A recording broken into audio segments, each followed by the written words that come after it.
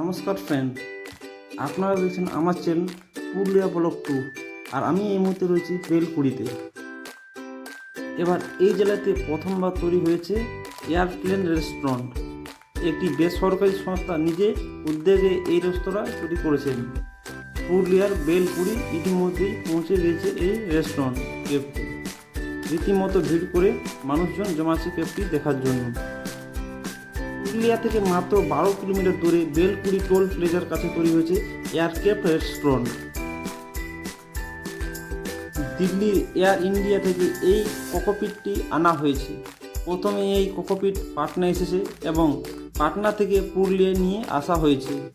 এই ককপিট পুরুলিয়া আনতে সময় লেগেছে 3 মাস। বাই রোড এটি আনা হয়েছে পুরুলিয়ায়।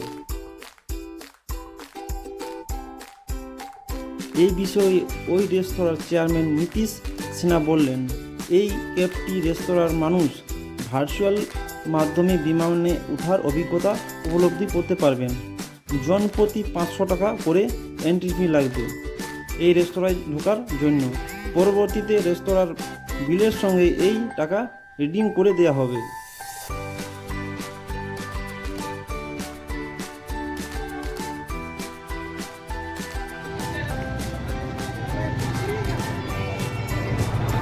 আমরা এখন নতুন হাইওয়ে রাস্তার মধ্যে যাচ্ছি।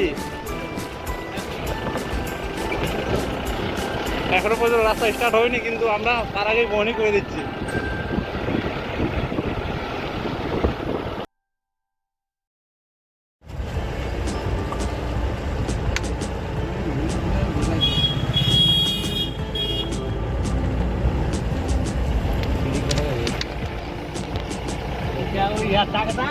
টাকদা গ্রাম এটা।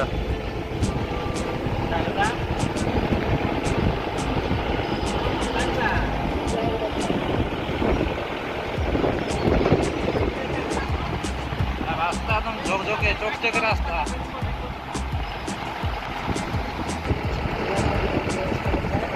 এই যে রাস্তা, চকচকে পুরো রাস্তা।